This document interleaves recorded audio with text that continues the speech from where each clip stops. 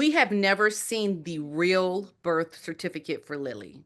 We have not seen it. So I know from what I've seen, it's not legit. It's not because I have one and it looks completely different. Fascinating. And no one, like, who's going to come out and say anything? Who? You know what I mean? So, like, she can get away with it. Okay, P-Dina, let's continue. Our AMA and Camille Bernacchi 2041 asks, how can the births of Archie and Lily be proven? In England, the parents do the birth certificate. Is there another legal form there regarding the birth? In California, even if you use a surrogate, I read that the real mother's name can be put on the birth certificate if you do a pre birth order and the agreement is signed by a judge. What do you reckon, P. Dina? Well, yeah, you can. I just know that in the States, it's a little different. Um, in the UK, I don't know how that works because we know here Archie was born in the UK. You can get one in the States that's not signed. It's just like a copy of the or like there's two forms you can get, and one is not signed. Was that the question in terms of having it signed, the birth certificate? Well, yeah, I mean, I guess talking more specifically in California, though, do you Mhm. know how it works there? Well, my son was born in California, and I know that we've gotten a copy of his original birth certificate with the signatures on it. So, but I do remember because I did a story on this that the birth certificate for Lily looks nothing like the birth certificate for my son and others. It's definitely different. And even the copy that was released by TMZ said this is not like an official copy. So we have never seen the real birth certificate for Lily. We have not seen it. So I know from what I've seen, it's not legit. It's not because I have one and it looks completely different. Fascinating. And no one, like, who's going to come out and say anything? Who? You know what I mean? So, like, she can get away with it. That's what I think has happened. Well, on a similar note, Millie7335 asks P. Dina, will the truth about the alleged children ever be revealed? I I don't know if it will ever be revealed. I think unless there was a way to call for that officially, which I can't imagine happening, I don't think we'll ever know. But imagine if there were someone coming out later with DNA from from Archie and Lilibet later when they're older, when they're, I think that will always be curiosity about the DNA. And imagine someone trying to get a piece of hair or saliva from these children when they become adults later. Like they're creating this curiosity around the children that goes to levels of science that people will be like trying to get later in life. I think that's a problem for them. So unless they come out and say it like years later, and it's not a big deal because it's so long ago, that's one thing. But it could be a problem for them later, I think, because people are curious about that. And I think unless they kind of put you know, give out the truth right now before it gets to that level, they're going to cause people to do some things, some sinister things around science and finding out that will surprise people because that's going to always be there for people to have curiosity around. um yeah, it's a problem for them, but I don't think it will ever be revealed where they have to, you know I don't think so. See, it says for informational purposes only. Isn't that what it said? The birth certificate? Yes, Or not a not a valid valid yep. document for informational Yep. purposes only. Mhm. Yeah, it's very Yep. fascinating, It's isn't not it? real. And It's not. and then at MSVJ6582, on a similar note, asks, how are the history books going to reflect the con of the century? And I would argue, P. Dina, the jury is out. Yeah, we're already seeing it, right? The history books are already being written. I mean, this is going down to the levels of Edward the Eighth and Wallace Simpson. We're seeing it right now. There's already been comparisons. Megan does comparisons, I think, even with her clothing sometimes. I think this is going down in not a good way. I've always talked about that on my channel about how they're making history right now and not in a good way.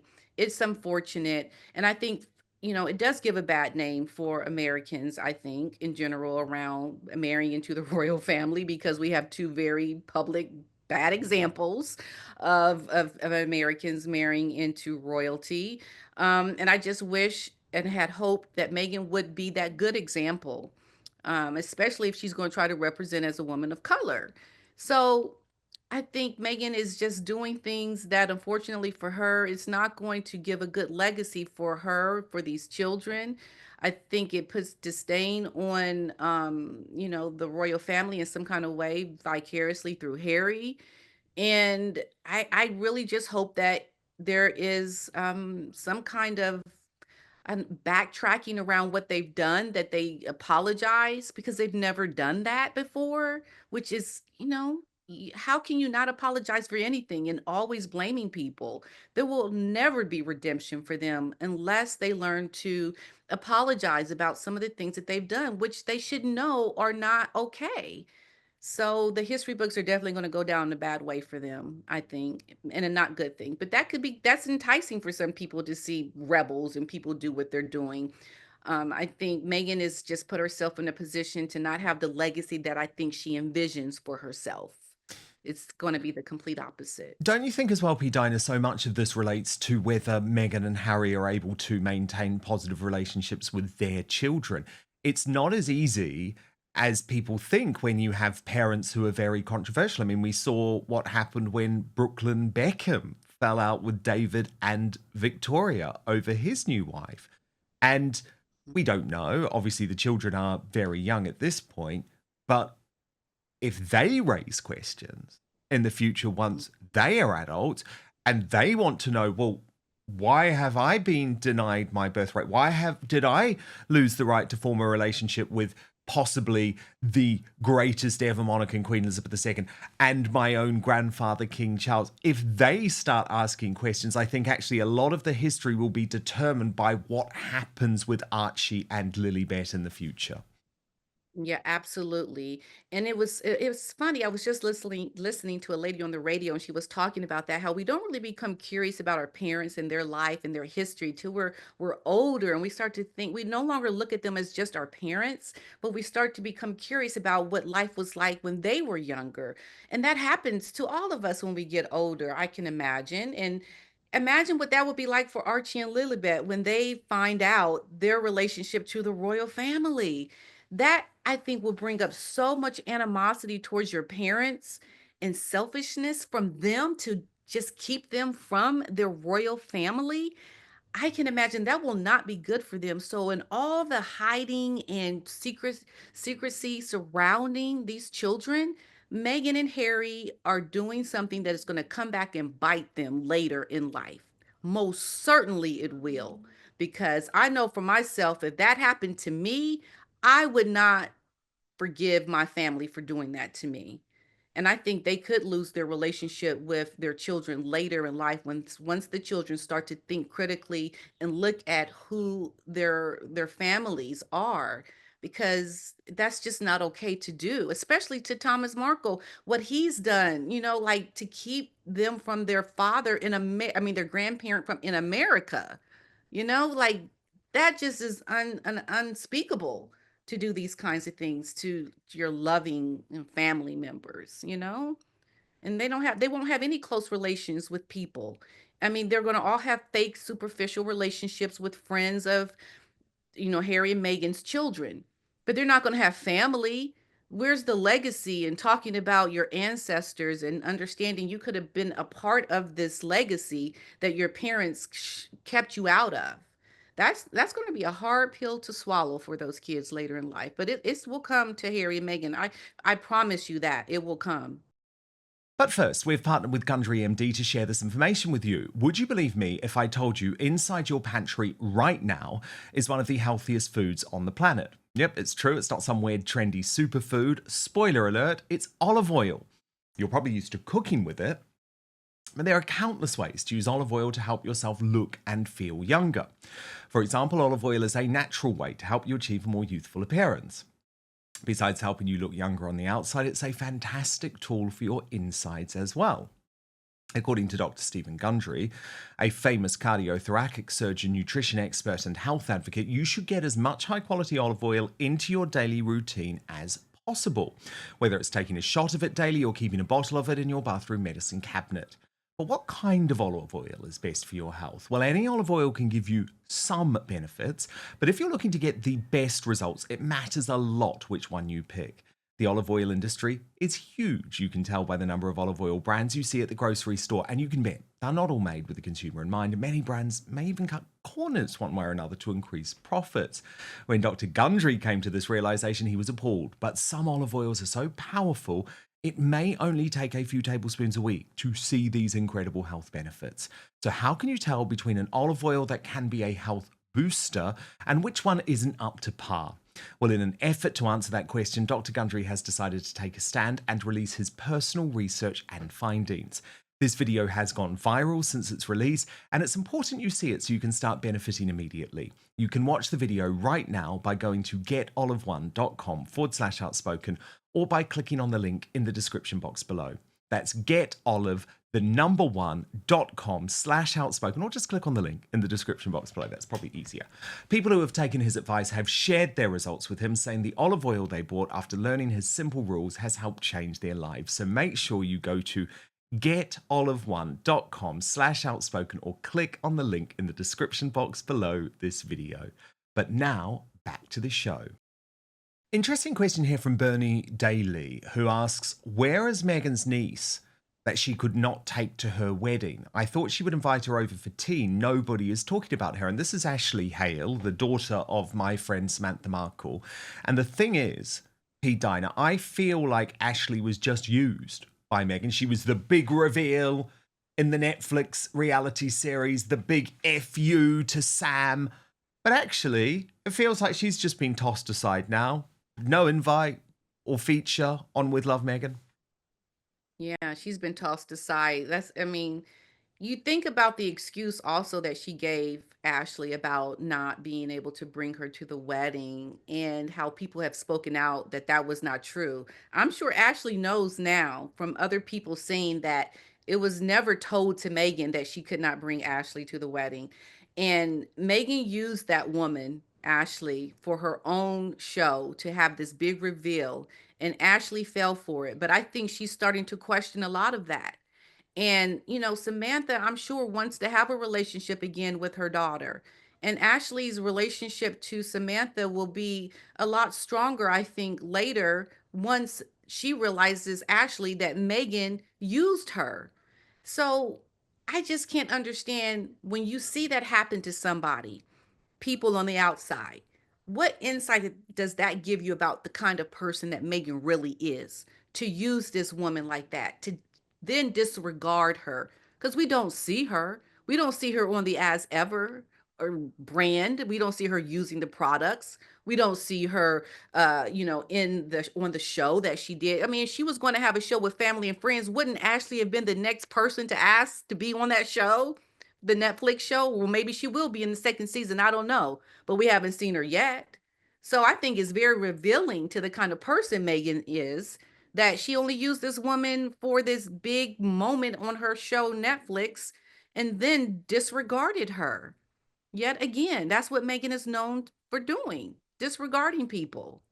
And I think the only redemption that Megan could ever really have is if she invited all the people in her life again that she has dumped and said she was sorry and asked them to forgive her. Can you imagine what a big show that would be if Megan did that? But she would never do that. No. We know. But she's got some people to ask and she won't do it, I'm sure. Dawn Rebel asks P-Dina, will she always be known as Meghan Markle worldwide? given how she has treated people, rather than the princess or the duchess? She was introduced to the world as Meghan Markle, and that's how she will be known. She can try to superficially change it, by saying, I'm Megan Sussex now. uh, you are Meghan Markle. That's how people know you, and they will continue to know you as Meghan Markle. A lot of people have already said that they will never call her Megan Sussex because it's not a real name. It's not a real way of addressing her with the name Sussex. So, Megan can, just kind of mark it down that she is Meghan Markle. That's what it will be forever for her.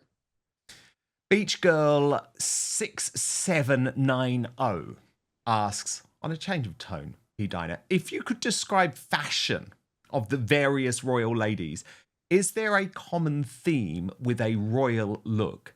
And out of the current members of the royal family, whose fashion is the most iconic?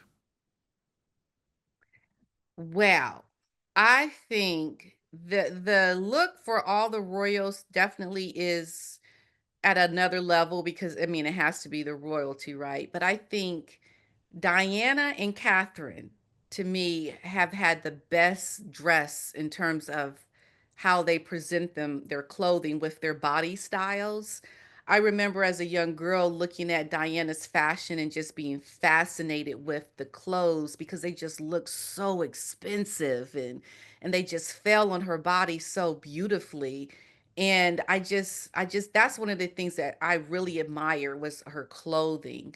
And then you get to me as an adult and I see Catherine and I'm thinking, yeah, she knows how to wear her clothes in a way that they followed her so beautifully and her style is so classy and flawless. I don't think I've ever seen this woman wear a piece that didn't fit her right. I think she comes off so glamorous in her clothing. And I've seen some royals kind of like dress in a way that was they did not hit the mark. But I have never seen a misstep with Catherine. And she's my favorite. Definitely Catherine is my favorite. Yeah, her fashion is amazing, isn't it? But I think nothing will top Diana. You know, I'm a bit of a Yeah, Diana no. groupie. Uh, from Mary Rebecca 6218. Oh, I love this one. What does Meghan P-Dina think about the state of Prince Harry's baldness? As a vain individual, I'd imagine she doesn't like what she sees. Yeah, I think Megan is definitely talking to Harry about those little spots on his head, those bald spots. I can imagine Megan is very superficial with that. She doesn't like it. I think she wants him to continue his regimen. I think he has a regimen. I think he's trying to plug in some things there. But he is in a position where it's going to be difficult because that's what runs in his family, and it can be, I think, embarrassing for Megan because she's got that kind of ego where she wouldn't want her husband to come off showing all his baldness and his glory. I think he definitely is hearing it from her for sure. Yeah, I think I mean it's a difficult one, isn't it? The problem that I have is that Harry doesn't get a pass on this. Because remember, Pete Diner, he Mhm. spoke about William's alarming Yeah. baldness in Spare. Mhm. Wow. Okay, Harry. You got the nerve to talk. Yeah. And it's like, actually, I would argue William has really embraced his 40s. He's one of those people who is almost thriving in his 40s, more comfortable with himself. And with Yeah. Harry, it really is quite the opposite. Hence how there's been this clear Photoshop job done on his picture for Better Up. Now, final question in this brilliant AMA, P Diner, from Molly Levingston 880. For P Diner, when did you start following the royals? So she's not talking about your channel, but just when your love of the royal family began. I imagine it's something to do with Princess Di. Well, yes, you know, Dan, of course. It was when Diana got married. I was 12 years old, and I remember waking up at 5 in the morning to watch the wedding. And I was hooked from that moment on. Because you know, we have Disney here, we have all the princesses, and here we have a real life princess. And it was always fascinating to me the way when I first heard Princess Diana talk, when I heard her speak, I was like, oh my gosh, why does she talk like that? And I remember thinking that. And I remember looking at the money in the royal books and thinking how weird the money looked because, you know, I was a young girl. I learned nothing about the UK and I was just fascinated. She dressed so impeccably. She had like this beautiful voice and she was marrying a prince. I was hooked. And so from that moment, I bought every book. I followed her life. I wanted to just everything Diana was I consumed myself with it. And so when I was like in my 20s during the relationship with Charles and you know during the divorce and all that, like I had all the books and that's the one thing about my family. They know about me. They can tell you about my fascination with Diana and the royal family because it was through my fascination with Diana that I became curious about things like Wallace Simpson and King Edward VIII. And then I started to look at their story and the other royals, and then Queen Mary and how they started with charity. I started to understand all the things that made this such an important family. So Diana really brought me into a world that we know nothing about as Americans. We see it very far away superficially, but we're not really invested in it around the work, the charity work. And then later I became more I was more appreciative of the work of Prince Philip and what he was doing for young people because I started following Meghan and all these other things. So it wasn't just me talking about Meghan, but really learning a lot about the work, the charity work of the other royals. And I lived in the UK. I was actually living in the UK when Princess Diana died. And I didn't go to the funeral because I didn't have any friends. I didn't know anybody. It was like too many people for me. But I sat in front of that TV watching about her death for hours because I was working through a temp agency, and it was just so many things have connected me to her. And I started when I was 12 years old and it has continued, and Megan has revved up this surgency in me that makes me want to follow it even more and to use the work that I do around charity and teaching and education and Americans traveling abroad to really have a voice around all the things that we're seeing with Megan as this American divorced woman of color has really drawn me in a very unique way. But it started with Diana, most certainly. Me too. Me too. Absolutely. My goodness. I mean, I was not born for the wedding, I hate to say, P-Dina, but the funeral and actually that whole week in 1997 was extraordinary. It's really hard actually to explain to people who didn't live through that period because it really did feel like we had lost a member of our own family. And it makes me even Yeah. emotional thinking about it now because Princess Diana was a different type of celebrity and royalty. I don't think in my lifetime we will ever see another figure like her. She is that unique. I mean, arguably, the only other figure that maybe matches her over the past 100 years is John F. Kennedy Jr., because he Yeah. had that connection, didn't he, with the American public, and then was also taken in such cruel circumstances. So I'm with you. It was definitely all about Diana. I think it's very interesting. We'll talk about this another time, P-Dina, but looking at Diana in a way, sometimes through a different lens now, can be interesting. But for me, it all started from her. And I absolutely love your story, P-Dina. And thank you, everyone, for your questions. They were so good. So we'll have to do this again, right? But if you want Yeah, thank you. much more from P-Dina, do subscribe to her brilliant YouTube channel. And P-Dina will be back to normal live with all of the news once I'm back from my cruise next week. Thank you so much for watching Dan Wootton Outspoken. Please click on my face just to the bottom left to subscribe to this brand new independent news source and turn on the notification bell so you'll be alerted to our brand new live shows, uncancelled interviews, and special royal episodes. Outspoken is also now available as a podcast, so you can listen to the show every weekday on the go, wherever you are.